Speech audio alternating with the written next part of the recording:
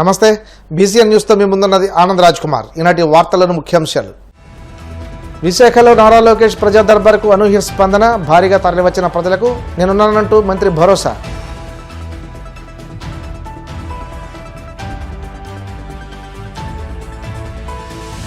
గత ప్రభుత్వ హయాంలో సిఐడి కస్టడీలో రఘురామకు చిత్రహింసలు, ఐడెంటిఫికేషన్ పీరియడ్లో సరైన వ్యక్తిని గుర్తించానన్న రఘురామ.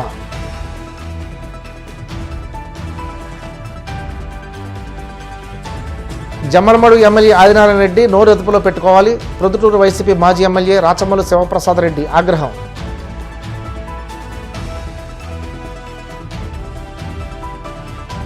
నర్సాపురంలో పలు ఇళ్లలో చోరీలకు పాల్పడుతున్న నిందితులు అరెస్ట్, వారి వద్ద నుండి 50 గ్రాముల బంగారం, 150 గ్రాముల వెండి స్వాధీనం చేసుకున్న పోలీసులు. మంత్రి నారా లోకేష్ విశాఖలో నిర్వహించిన ప్రజా దర్బార్కు అనూహ్య స్పందన లభిస్తుంది. ఉదయం నుండే వృద్ధులు, మహిళలు, దివ్యాంగులు, యువత, ఉద్యోగులు, వివిధ సంఘాల ప్రతినిధులు బారులు తీరారు. లోకేష్ ప్రతి ఒక్కరి వద్ద వినతి పత్రాలు స్వీకరించి సమస్యల పరిష్కారం కోసం కృషి చేస్తానని వారికి భరోసా ఇచ్చారు. ఆయా సమస్యలను విభాగాల వారీగా విభజించి సంబంధిత శాఖలకు పంపాలని సిబ్బందికి ఆదేశాలు జారీ చేశారు.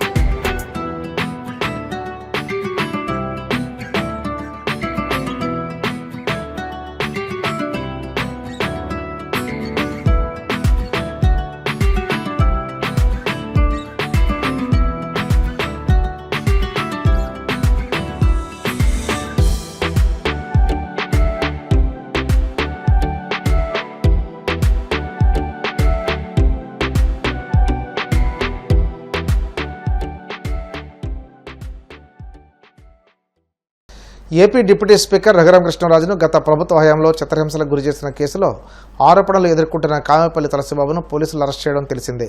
తులసిబాబును గుంటూరు కోర్టు 3 రోజులు పోలీసు కస్టడీకి అప్పగించింది. అయితే తులసిబాబు తాను ఏ తప్పు చేయలేదని అనడంతో నిందితుడిని గుర్తించేందుకు గుంటూరులో ఐడెంటిఫికేషన్ పీరియడ్ ఏర్పాటు చేశారు. ఈ ప్రక్రియకు రఘురామకృష్ణరాజు స్వయంగా హాజరయ్యారు.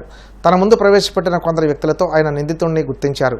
అనంతరం ఆయన మీడియాతో మాట్లాడుతూ ఈ పీరియడ్లో తన ముందు 7గురిని ప్రవేశపెట్టారని, వారిలో ఆ రోజు ఛాతీపై కూర్చున్న వ్యక్తిని గుర్తించానని రఘురామకృష్ణరాజు స్పష్టం చేశారు.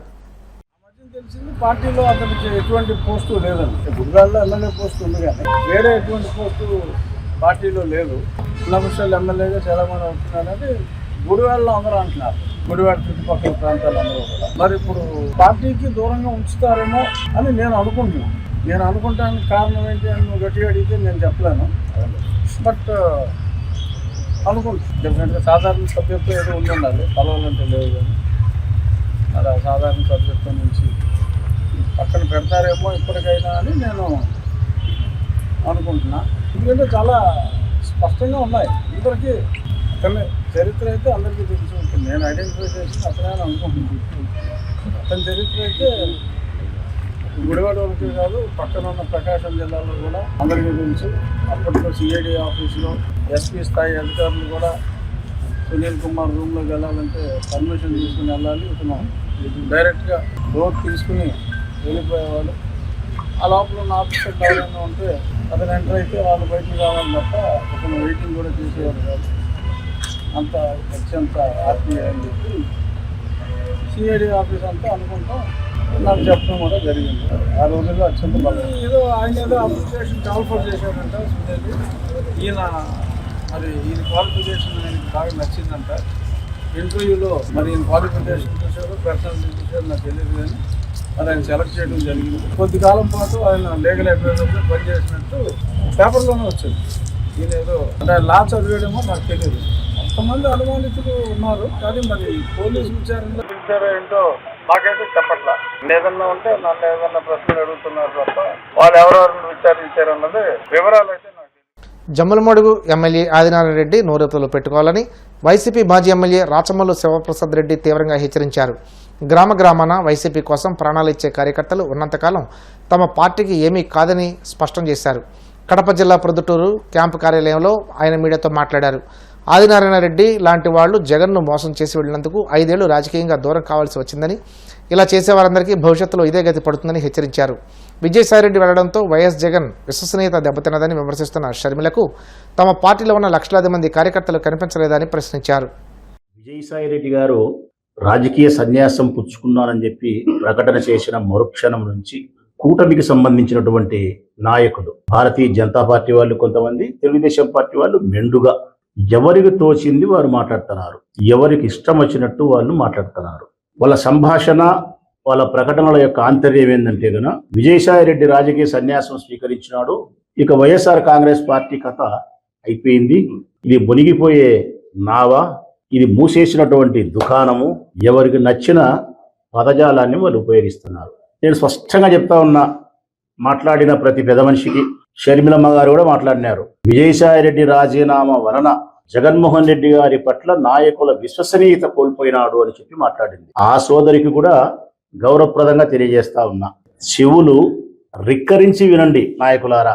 విజయసాయిరెడ్డి గాని మరికొంతమంది జగన్మోహన్ రెడ్డి గారి ద్వారా రాజ్యసభ పదవులను, మంత్రి పదవులను, ఎమ్మెల్యే పదవులను, కౌన్సిల్లో అత్యున్నతమైన పదవులను, పేరును, ప్రఖ్యాతిని, సంపదను అన్నిటినీ అనుభవించి పార్టీ అధికారంలో లేని ఈ సందర్భంలో, నాయకుడు పోరాటం చేస్తూ ఉన్నటువంటి ఈ సందర్భంలో ఆ నాయకుడిని వదిలిపోవడం అన్నది వారి సంస్కారానికే వదిలేస్తున్నాం, వారి కృతజ్ఞతాహీనతకే వదిలేస్తున్నాం. పిరికితనంతో పారిపోతున్నారో, స్వార్థముతో ప్రయోజనాల కోసం పారిపోతున్నారో, నేనేమి మాట్లాడకపోయినా రాష్ట్ర ప్రజలు మాత్రం మాట్లాడుతున్నారు. జగన్మోహన్ రెడ్డి గారికి ద్రోహం చేస్తున్నారు వీళ్ళు, జగన్మోహన్ రెడ్డి గారికి అన్యాయం చేస్తున్నారు వీళ్ళు అని ప్రజలే మాట్లాడుతున్నారు. ఇక తెలుగుదేశం పార్టీ నాయకులకు, షర్మిలమ్మ గారికి, ఆదినారాయణ రెడ్డి గారికి, వీళ్ళందరికీ నేను చెప్పే సమాధానం ఒకటే. ఒక్క విజయసాయిరెడ్డో, లేకపోతే మరొక రాజ్యసభ సభ్యుడు కృష్ణయ్యనో, లేకపోతే మరొక రాజ్యసభ సభ్యుడో రాజీనామా చేసినంత మాత్రాన వైఎస్ఆర్ కాంగ్రెస్ పార్టీ జగన్మోహన్ రెడ్డి గారి పని అయిపోతుందా అని అడుగుతా ఉన్నా. ఒకరో, ఇద్దరో, ముగ్గురో ఎంచుకుంటే ఉడ్డా అంటే నలుగురు. ఒక్క నలుగురు అధైర్యస్తులో, స్వార్థపరులో జగన్ వదిలినంత మాత్రాన జగన్ కోసం ఊపిరి ఉన్నంత వరకు కాదు, ఓపిక ఉన్నంత వరకు కాదు, మరొక జన్మ ఎత్తైనా సరే ఆయన నాయకత్వాన్ని బలపరచాలని చెప్పి కృతనిశ్చయంతో ఉండే నాలాంటి నాయకులు, నాలాంటి కార్యకర్తలు ఈ రాష్ట్రంలో వేలతో ఉన్నారు. మీకు అన్నీ తెలుసు, నేను చెప్పాల్సిన అవసరం కూడా లేదు. జగన్మోహన్ రెడ్డి గారిని విమర్శించేదే ఎవరంటే కదా ఉత్సగారే వాళ్ళే. జగన్ పేరెత్తితే ఉత్సగారే వాళ్ళే జగన్ను విమర్శించేది. జగన్ అంటే విపరీతమైనటువంటి అసూయాగ్రస్తులై శరీరం అంతా అసూయ నింపుకునే వాళ్ళే జగన్ను విమర్శించేది. మీకు ఎంత భయం లేకపోతే జగన్మోహన్ రెడ్డి అంటే మీకు నిద్రలో కూడా ఏనుగుకు సింహం వచ్చినట్టు మీకు నిద్రలో కూడా వస్తాడనడానికి ఒక ఉదాహరణ చెప్తా. ఈనాటి స్పీకర్, ఆనాటి ప్రజానాయకుడు అయ్యన్న పాత్రుడు గారు మాట్లాడిన మాటలు ఏంటి? జగన్ ఓడిపోయినారా స్వామి, చచ్చిపోలే అన్నాడు. అంటే అర్థం మీరే అర్థం చేసుకోండి. అంత భయం ఉంది మీకు జగన్ అంటే. అంత భయం ఉంది కాబట్టే ఇంతగా మీరు శత్రువు గురించి ఆలోచిస్తున్నారు, వాపోతున్నారు. జగన్ దగ్గర ఉండే బలం ఏందో తెలుసునా? జగన్మోహన్ రెడ్డి గారి దగ్గర ఉండే బలం ఏందో తెలుసునా? మేము కాదు జగన్కు బలం, మాకు జగన్ బలం. జగన్ బలం ఏదో తెలుసునా? ధైర్యం, పోరాట తత్వం, విశ్వసనీయత. ఆయన వ్యక్తిత్వమే ఆయనకు బలం, ఆయన గుండె బలమే ఆయన బలం. జనములో ఆయన పట్ల ఉండే సదభిప్రాయమే ఆయనకు శ్రీరామ రక్ష. మీరు చెప్పే మాటల ప్రకారము జగన్మోహన్ కథ అయిపోయింది, జగన్మోహన్ రెడ్డి గారి కథ అంటే 2019లో చంద్రబాబు నాయుడు ఓడిపోయిన తర్వాత ఈ రాజ్యసభ పదవులు అనుభవించిన వాళ్ళంతా చంద్రబాబు నాయుడు మనుషులంతా పార్టీలు మారలేదా? సీఎం రమేష్ నాయుడు మారలేదా? సుజనా చౌదరి మారలేదా? చివరిలో కేశినేని నాని మా పార్టీలోకి రాలేదా? ఇట్లా చెప్పుకుంటూ పోతే చాలా మంది ఉన్నారు పార్టీ మారిన వాళ్ళు. చంద్రబాబు నాయుడు ఏమన్నా సీఎం కాకుండా వినాడా? చంద్రబాబు నాయుడు ఏమన్నా అంగడి మూసేసినాడా? 75 సంవత్సరాల వయస్సు కలిగి అబద్ధాలతో రాజకీయ కోటను నిర్మించుకున్నటువంటి చంద్రబాబు నాయుడే 19 తర్వాత 24లో ముఖ్యమంత్రి కాగలిగా లేంది విశ్వసనీయతతో, విలువలతో తన రాజకీయ సౌధాన్ని నిర్మించుకున్నటువంటి జగన్మోహన్ రెడ్డి పోరాట తత్వముతో, ప్రణాళిక బద్ధుడై, ప్రజాబలముతో 29లో ముఖ్యమంత్రి కాలేరా మిత్రులారా? పలు ఏళ్లలో చోరీలకు పాల్పడుతున్న దొంగలను అరెస్ట్ చేసినట్లు నరసాపురం టౌన్ రూరల్ సిఐలు బి యాదగిరి, జి దుర్గాప్రసాద్ తెలిపారు. పశ్చిమ గోదావరి జిల్లా నరసాపురం పట్టణ పోలీస్ స్టేషన్లో కేసు వివరాలు మీడియాకు వెల్లడించారు.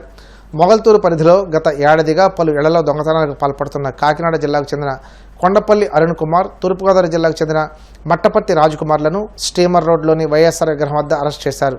వారి వద్ద నుండి 50 గ్రాముల బంగారం, 150 గ్రాముల వెండి, ఒక ల్యాప్టాప్, 5,000 నగదు స్వాధీనపరుచుకున్నారు. ఈ సమావేశంలో town SI CH Jayalakshmi, Mogalthur SI G Vasu, police సిబ్బంది పాల్గొన్నారు. 2024 ఆగస్టు నెలలో 9వ తారీఖున గాంధీనగర్లో ఒక నేరం అయిందనమాట. అది ఇంటి ఓనర్ వచ్చేసి విజయజ్యోతి గారు అనమాట, టీచర్ గారు. ఆ ఇంట్లో ఒక నేరం జరిగింది. దాని మీద మనకు కంప్లైంట్ వస్తే ఎఫ్ఐఆర్ వేయడం జరిగింది. అదేవిధంగా మనకి 9వ నెలలో అనమాట 11వ తారీఖున నేరం అయితే దాని మీద ఒక కంప్లైంట్ వచ్చింది. కటకంశెట్టి వేణుగోపాల్ గారు అని చెప్పేసి ఈయన గవర్నమెంట్ ఎంప్లాయ్ అనమాట. వీళ్ళ ఇంట్లో కూడా నేరం జరిగితే ఒక ల్యాప్టాప్ అను కొంత సిల్వర్ తీసుకెళ్ళడం జరిగింది. ఈ 2 నేరాలు వాటితో పాటుగా మనకి మొగల్తూరు లిమిట్స్లో ఒక నేరం అయిందనమాట. 2 నేరాలు అయినాయి అనమాట. ఈ 4 నేరాల్లో పాల్పడినటువంటి 2 వ్యక్తులు మనం ఈ రోజున నిన్న అరెస్ట్ చేయడం అనేది జరిగిందనమాట. నిన్న 25వ తారీఖున మనం రాత్రి 9 గంటల ప్రాంతాల్లో అరెస్ట్ చేయడం అనేది జరిగింది. వాళ్ళ దగ్గర నుంచి మనకి ఏదైతే గాంధీనగర్లో ఉన్నటువంటి విజయజ్యోతి గారు ఇచ్చినటువంటి కంప్లైంట్లో ఏదైతే బంగారం ఎండిపోయిందో వాటిని ఇంటాక్ట్ రికవరీ అనేది చేయడం జరిగింది అనమాట. 50 గ్రాముల గోల్డ్ అనమాట ఇక్కడ ఉన్నటువంటి ఐటమ్స్. అదేవిధంగా వెండి 150 గ్రాములు కూడా మనం రికవరీ చేయడం జరిగింది. అదేవిధంగా విఆర్ఓ ఎవరైతే ఉన్నారో కటకంశెట్టి వేణుగోపాల్ గారు, వాళ్ళ ఇంట్లో దొంగతనం చేసినప్పుడు ల్యాప్టాప్ తీసుకెళ్లారు అనమాట. ఎటువంటి వస్తువులు దొరకలేదు. ల్యాప్టాప్ అను 200 గ్రామ్స్ సిల్వర్ తీసుకెళ్లారు. వాళ్ళు సిల్వర్ ఏంటంటే గుర్తు తెలియని వ్యక్తులకు అమ్మేసుకున్నారు. వీళ్ళ దగ్గర ల్యాప్టాప్ అనేది మనం నిన్న స్వాధీనం చేసుకోవడం జరిగింది అన్నమాట. అదేవిధంగా మొగల్తూరు విలేజ్ లో వీళ్ళు ఒక నేరం చేశారు. ఆ నేరంలో వాళ్ళకి ఎటువంటి వస్తువులు దొరకకపోవడం వల్ల టీవీని ఉదాహరణ తీసుకెళ్లేసి వాళ్ళు కాకినాడలో అమ్మేశారు అనమాట. అమ్మితే వాళ్ళకి 5,500 వచ్చినాయి. 500 రూపాయలు ఖర్చు పెట్టుకోగా మిగిలిన 5,000 అనేది మనం నిన్న ముద్దాయిని అరెస్ట్ చేసినప్పుడు స్వాధీనం చేసుకోవడం జరిగింది. ఒక అతని పేరేమో అరుణ్ కుమార్, ఇంకో అతని పేరు కొండపల్లి అరుణ్ కుమార్, రెండో అతని పేరు మట్టపర్తి రాజ్ కుమార్ అనమాట.